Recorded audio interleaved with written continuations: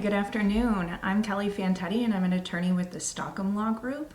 My primary area of practice is in property insurance litigation. So if a homeowner or a business or a condo association has an insurance claim that gets denied or doesn't get paid, I help the homeowner or the business owner recover that money from their insurance company.